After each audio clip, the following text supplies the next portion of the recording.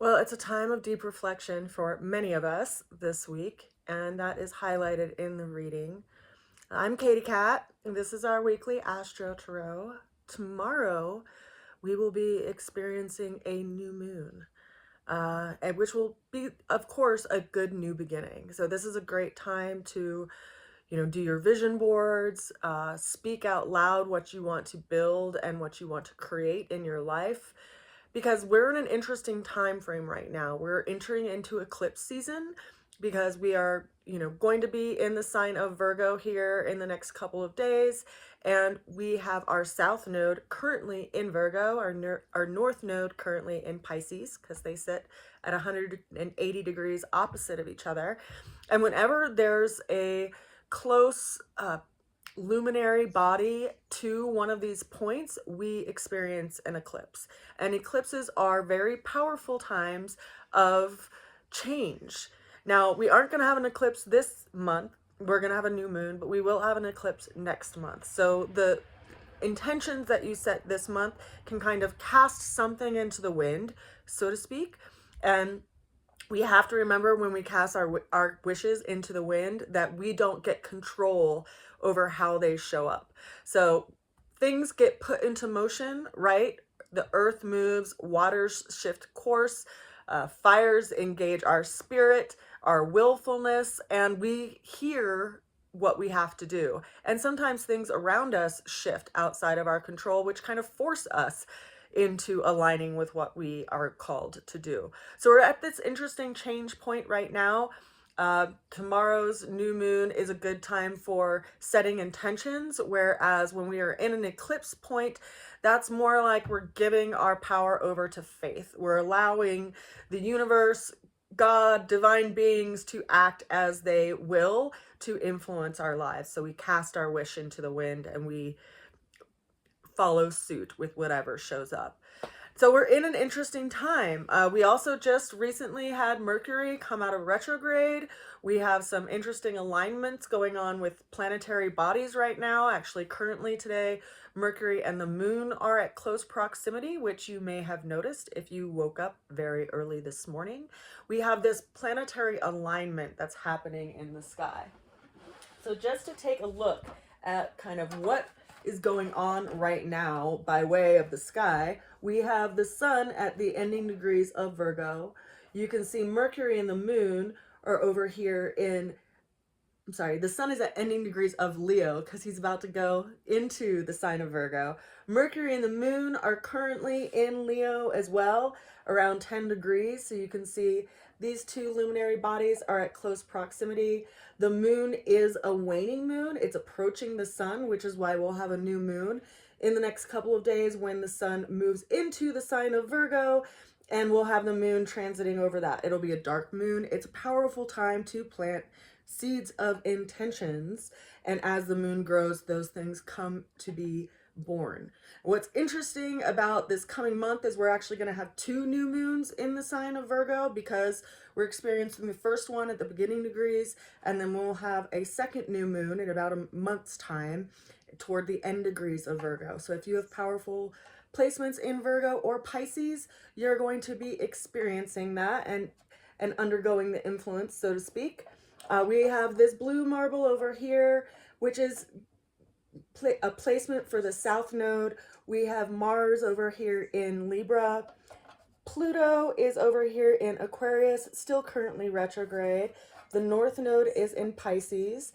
And we have this grouping of planets right here, Neptune and Saturn, which are at the beginning degrees of Aries. Those are also both retrograde, so they're going to retrograde back into the sign of Pisces, bringing us to a place of review of the house that sign is sitting in your natal chart.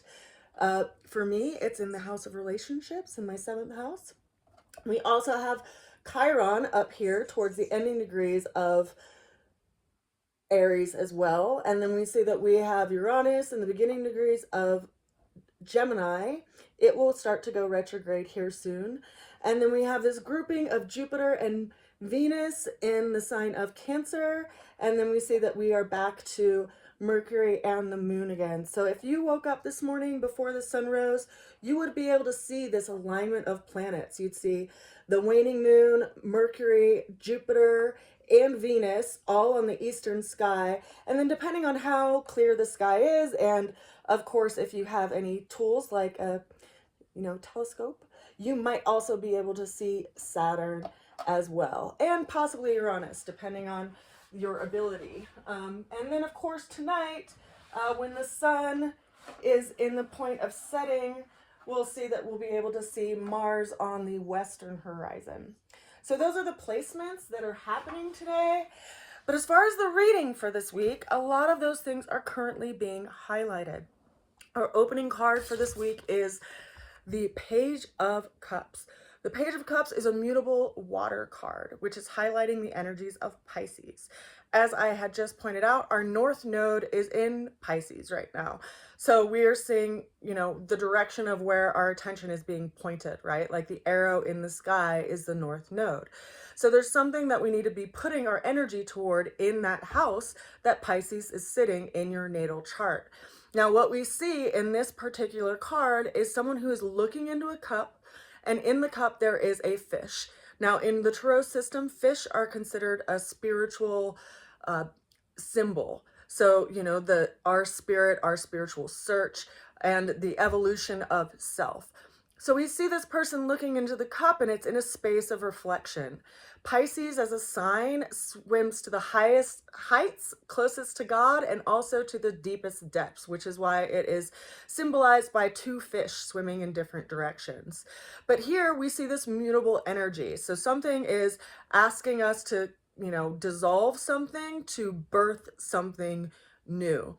Now we have our North Node in Pisces, and we currently have Saturn and Neptune who are retrograding through Aries back into the sign of Pisces. And they will be in the sign of Pisces, not until actually, it looks like September.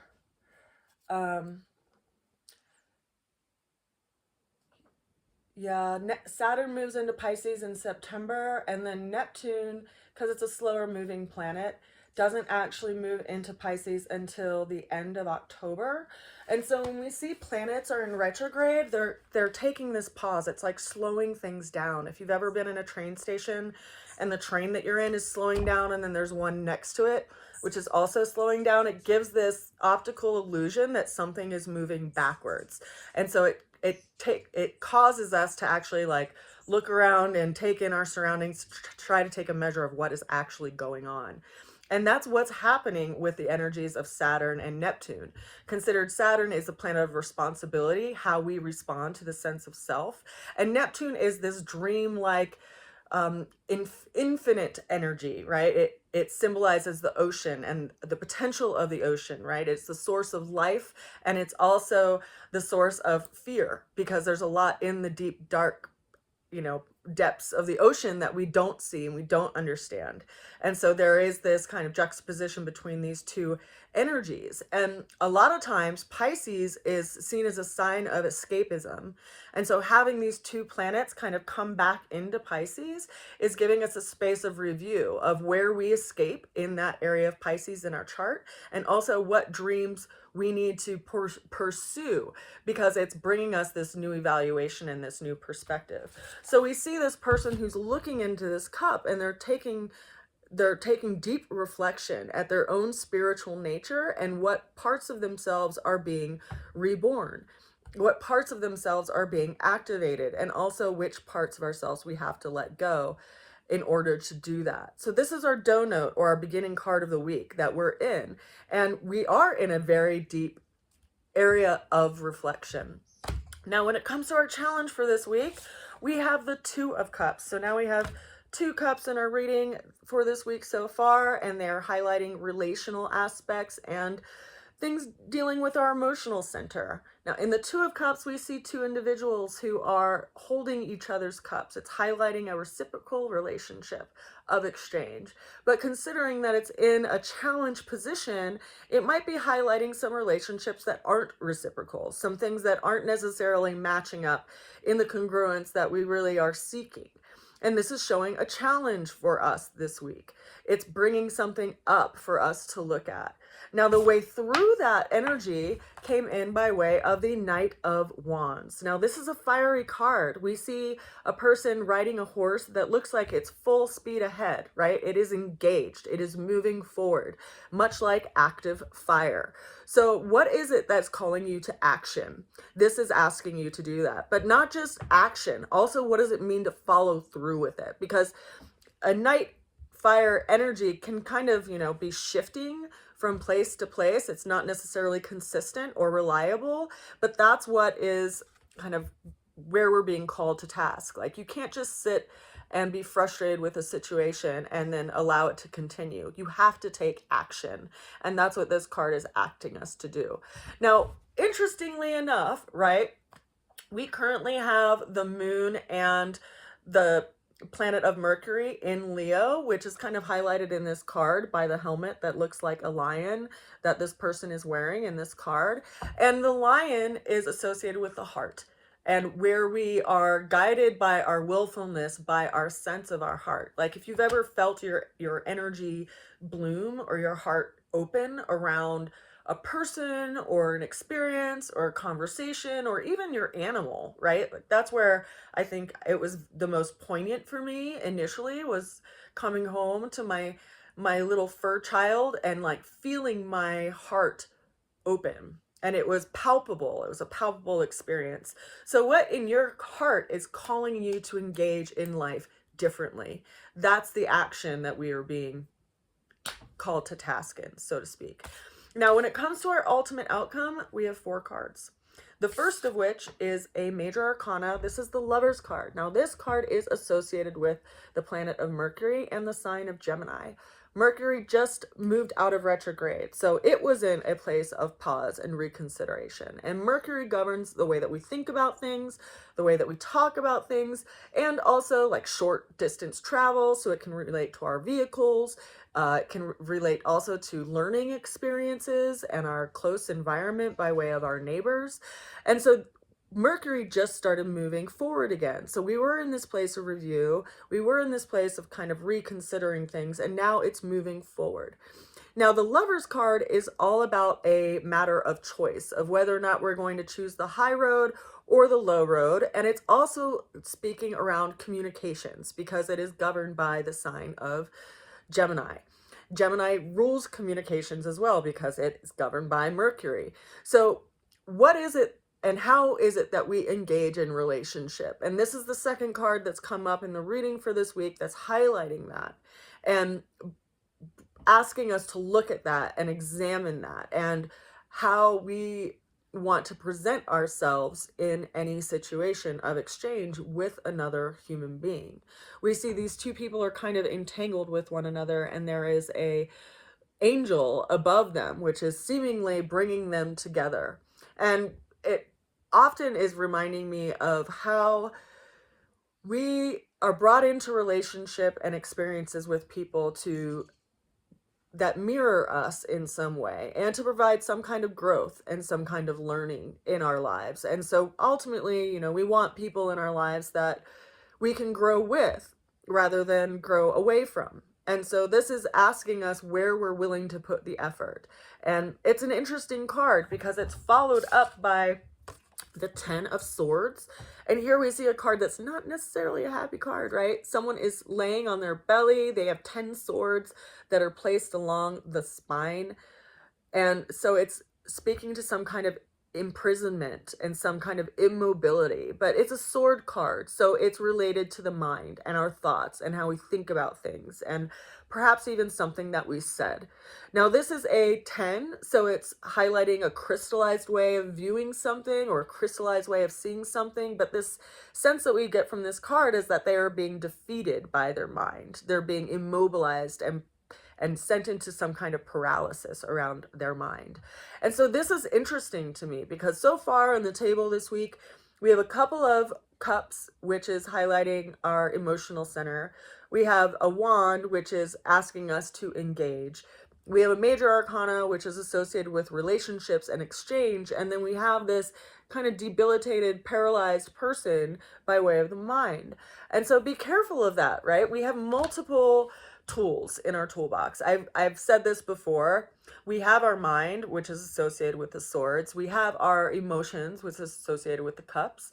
We have our willfulness, which is associated with the wands. And then we have our body, our actual physical center, and our belief systems, which is associated with the pentacles. And ultimately, we want all of these tools that we have as human beings to work together. But when one tool gets a little bit too much attention, quite literally, often the mind, or even the emotions, it can send us into a space where we're fixated on it so much that we forget that we might need to move our body to get out of our head. We might need to move our body to shift our emotions. And I often joke that I think the only reason why I made it through high school is because I worked out regularly and I was really physical, because I have a very strong emotional nature. I laugh at that now because, you know, I can see it in my dog, Mr. Boots. Like, if he doesn't get exercise, if he doesn't get play, then he gets a little sassy. You know, he talks back. He's vocal about it, and that brings me to reflection, right? Because he's my companion right now in my life, and he's with me more than any other creature or being, and he needs my attention. If he doesn't get it, he gets upset. And we're all like that, right? I also get upset if I haven't had a lot of exercise, if I haven't had time for play, if I haven't been outside. And we all need this. We can't just fixate in our mind around how we're going to remedy a situation or what we need to change in our lives, because sometimes we just need to go about our lives to allow that change to happen and then see how to respond and then see how to engage. Now, the last two cards that we have for this week are interesting, especially as a follow-up to this Ten of Swords. The next card that comes into our reading for this week is the High Priestess. Now, this is highlighting this moon that we are getting into tomorrow, the new moon, and this eclipse cycle that we're getting into. Now, the High Priestess is sitting in between two pillars, a white pillar and a black pillar, and she has a veil behind her that is covered with pomegranates. She's sitting with a very long kind of blue-white robe, and she has a crown on her head that is a symbol for the waxing and waning moon, as well as the full moon in the center. And then she's seemingly holding a scroll that is being revealed from inside of her cloak, which is the Torah. And so it's highlighting this energetic of secrets being revealed by the ebb and flow of the new and full moon. So it's a powerful thing to actually observe what's going on in the celestial bodies and take that into consideration on how we want to engage and interact in life.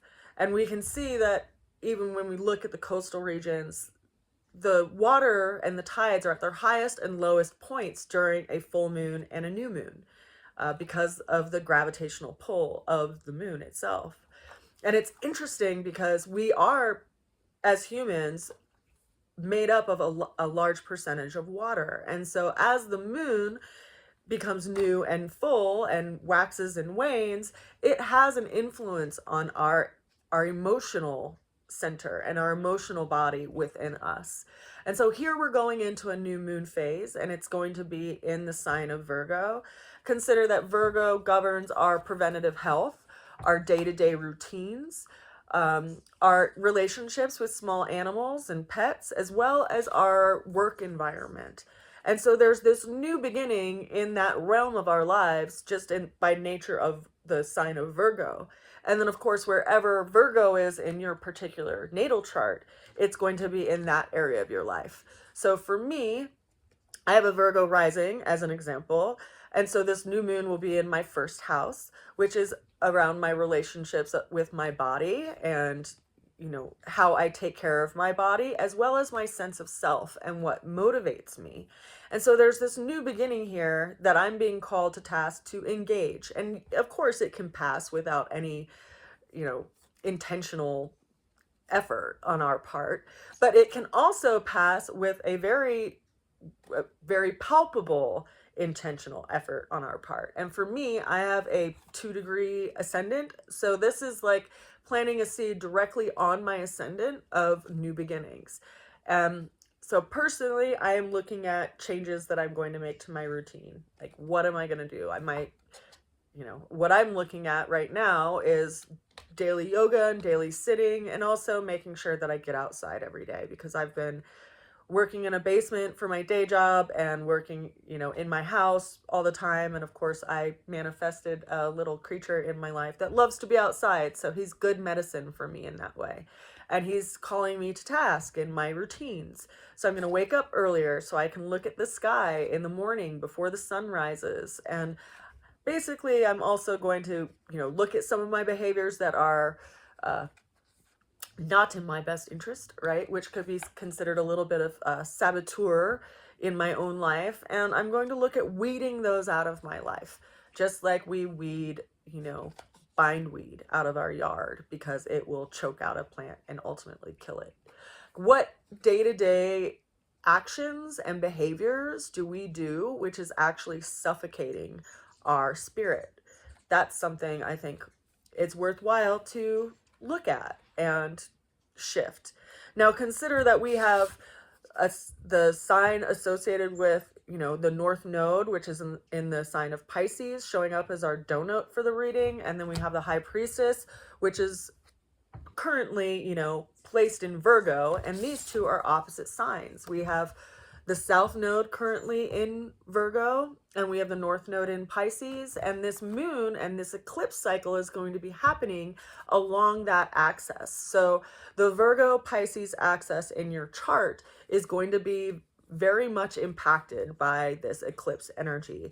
And whenever we have, a new moon, for instance, in Virgo, we're going to see that manifest in the opposite sign when it's a full moon in the sign of Pisces along the end of February. So this is a cycle that when you're planting a seed right now, it will be bearing a fruit in 6 months' time when we have another eclipse in the end of February. So this is a powerful, pivotal point in our lives. And our final card for our reading for this week is the Ace of Pentacles. So we see someone, not even a person, just a hand kind of floating in air with one giant pentacle in it. And behind that, we see a doorway in a garden that's leading up a path to a mountain. So this is speaking to some kind of opportunity and something that we value, being that it's a big coin, right? A big golden coin in the hand. Like, what opportunity and chance are you being given by way of this change that will allow you to build something that you value and ultimately be able to go into a new experience and walk through this doorway of this garden and up this mountain? Things change and things shift outside of our control. As much as we'd like to think that we are the orchestrators of our lives, we really just get to decide how we're going to respond to a situation. And rather than say, darn you, celestial bodies, you have fated me and cursed me to experience this, consider that some things that are being taken out of our lives are lending us the opportunity to have open hands to grab the reins of something else.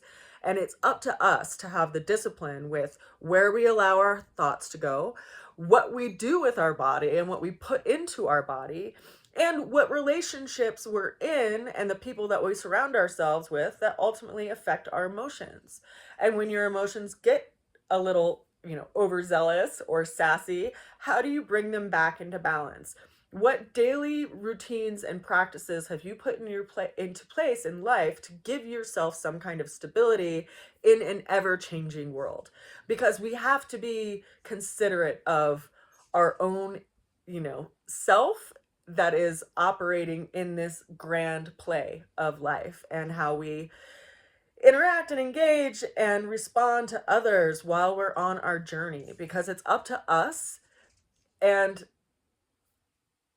the community around us and the community we choose to have in our lives.